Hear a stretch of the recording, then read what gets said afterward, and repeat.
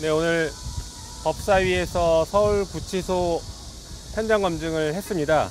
현장 검증에서 여러 가지 자료들을 확인했고, 특히 윤석열에 대한 체포영장 집행 과정에 대한 CCTV 영상을 저희가 열람을 했습니다.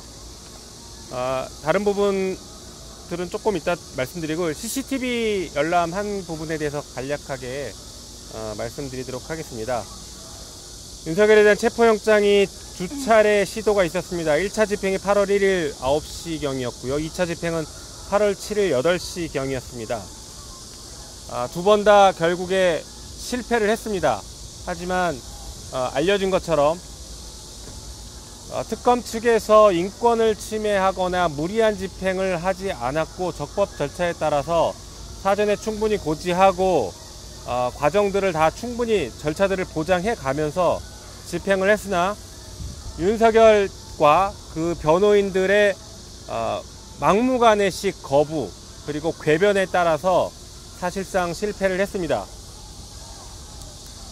먼저 1차 집행 같은 경우에는 알려진 것처럼 윤석열이 속옷 차림으로 누워서 집행을 거부하면서 나에게 강제력을 행사할 수 없다 라고 강력하게 반발을 했습니다. 그러면서 몸에 손대지 마라 라고 하거나 변호인을 만나겠다 라고 하는 등 반말 위주로 집행을 거부하면서 저항을 했습니다. 그 다음에 2차 집행, 8월 7일의 2차 집행의 경우에는 역시 집행을 시도하려고 할 때 이미 속옷 차림으로 자리에 앉아서 성경책으로 보이는 책을 읽고 있으면서 집행을 거부했습니다. 다시 말해서 1차, 2차 두 번 다 속옷 차림으로 집행을 거부한 게 맞습니다. 그래서 2차 집행 때 출정과장이 옷을 입고 나와라 라고 하니 계속 내가 거부하는데 어떻게 집행을 하겠냐 라는 이유로, 그런 발언으로 계속 거부를 했습니다. 그러면서 변호사를 불러달라고 해서 출정과장이 한때 대통령이셨던 분이 이렇게까지 하시냐 라고까지 얘기했는데도 불구하고 계속 거부했습니다. 그리고 출정을 위해서 나오는 과정에서 윤석열은 변호인을 만나겠다라고 계속 버텼고, 그래서 출정과장 사무실에서 변호인과 잠시 면담을 진행했습니다. 그런데 면담이 끝난 이후에도 변호인들이 퇴거하지 않고 퇴거 불응하면서 윤석열의 강제집행, 체포영장 강제집행을 계속 방해하고 궤변을 늘어놓으면서 오히려 교도관들을 협박했습니다. 교도관들에게 강제력을 행사하는 것은 위법이다 라고 하면서 법적 조치를 취하겠다라고 협박을 했습니다. 물론 윤석열 역시 같은 맥락으로 궤변을 늘어놓으면서 교도관들에게 협박, 그리고 특검 쪽에도 협박을 했습니다. 한편 2차 집행 과정에서 물리력을 행사하고 윤석열이 다쳤다라는 그런 주장은 저희가 영상을 확인해 본 바로는 거짓말이라고 판단했습니다. 윤석열에 대한 집행은 사실 윤석열이 앉아있는, 다리꼬고 앉아있던 그 의자를 밖으로 끌어당기는 정도 수준의 물리력 행사만 있었을 뿐 강제로 드러내거나 끌어내거나 하지 않았습니다. 그런데 윤석열 스스로가 갑자기 의자에서 땅바닥으로 내려앉고 주저앉아서 집행을 거부한다라는 입장만 계속 반복적으로 얘기를 했고, 결과적으로 집행 불능으로 최종 정리가 되니 혼자 스스로 일어나서 변호인 댁에 걸어가는 모습까지 영상에 확인이 됐습니다. 그래서 이런 점들을 종합해서 고려하면 특검 측의 영장 집행 과정은 불법이 없었다라고 저희는 보여지고, 오히려 윤석열 측에서 집요하고 반복적으로 정당한 법 집행에 대해서, 공권력 행사에 대해서 방해하고 저항하는 그런 모습만 고스란히 담겨 있었다라고 저희는 평가합니다. 그 이외에도 윤석열에 대한 특혜 논란들, 특혜 시비들이 문제가 되고 있었는데, 예를 들면 윤석열에게만 야간 접견이 허용된 것 아니냐라는 것을 확인했는데, 실제 구치소장 답변에 따르면 변호인 접견 등을 통해서 야간 집행, 그러니까 일과 시간 이후에 변호인 접견을 한 적은 여러 차례가 있다라는 답변을 들었습니다. 그리고 이런 식의 야간 접견을 하려면 구치소장의 허가가 있어야 되는데 당시 구치소장이 이런 내용들을 허가했다라는 답변까지 들었습니다. 그래서 윤석열에 대한 특혜 논란은 있었던 것으로 저희는 보고 있습니다. 한편 현재 윤석열의 상태는 건강 상태가 좋은 편이고 매일 운동도 하고 있고 외부 병원에 필요하면 진료도 받고 있다라고 합니다. 그리고 특별한 특이사항이나 아니면 어떤 이의 제기를 하거나 하는 것도 현재는 없다라는 답변까지 들었습니다.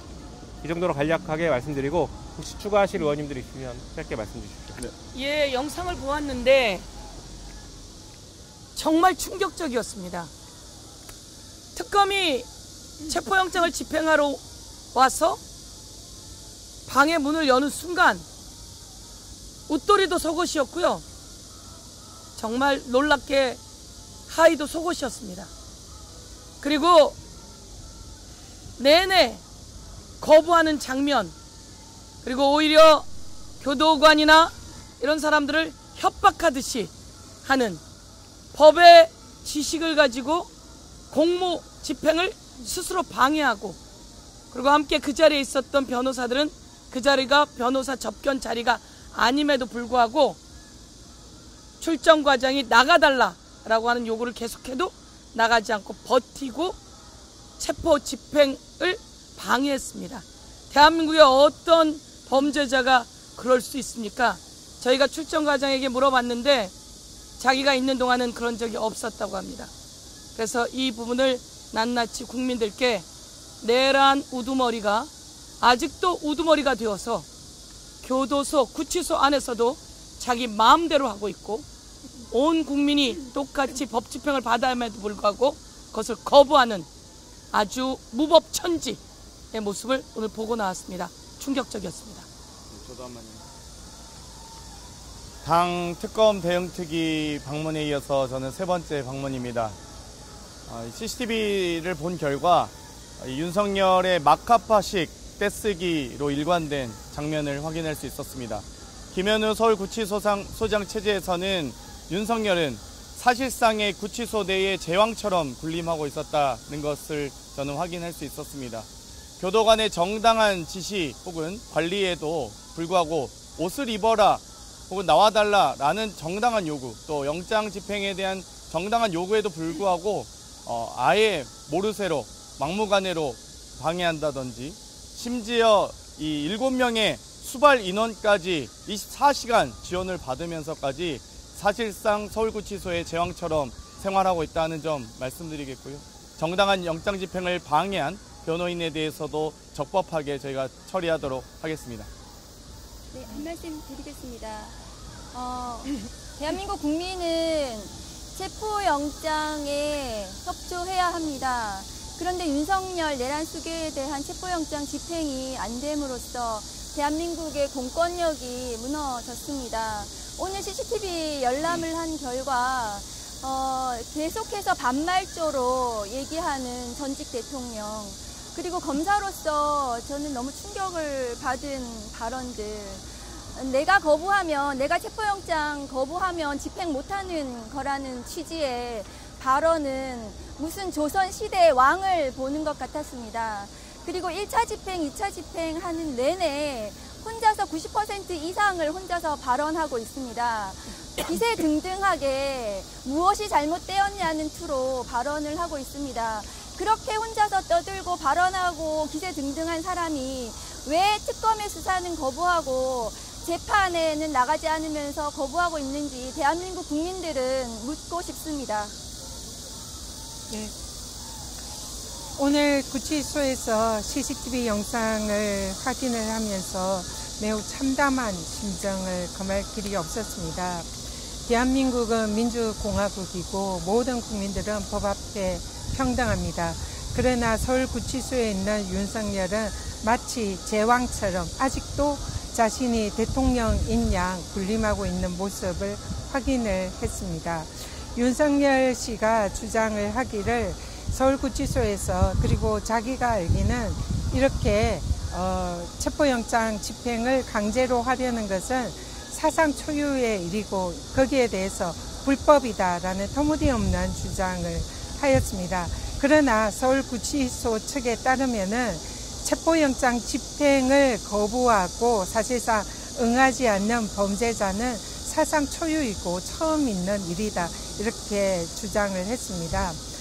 어느 것이든 사실상 윤석열 내란숙의 혐의자는 보통 일반의 재소자가 하지 않는 사상 초유의 불법을 저지르고 있다, 이렇게 생각을 합니다. 모든 재소자들은 체포영장 집행에 공권력에 순응해서 적어도 조사를 받거나 재판에 출정을 하는데 윤석열 혼자만 체포영장 집행을 거부하고 재판에도 출정을 하고 있지 않습니다. 전직 검찰총장이자 전직 대통령이었던 그런 내란숙의 혐의자의 법치주의를 부정하고 헌정질서를 부정하는 매우 참담한 모습을 오늘 CCTV에서 확인을 했다, 이렇게 보고 말씀드립니다. 이 정도로 저희 마치도록 하겠습니다. 예. 네. 오늘 영상은 공개는 안 하는 거죠? 네, 오늘은 저희가 열람까지만 의결이 되어 있기 때문에 공개는 하지 않습니다. 그럼 앞으로 공개 여부는 논의를 한번 해보도록 하겠습니다. 네, 이 정도로 마치겠습니다. 감사합니다. 고생하셨습니다.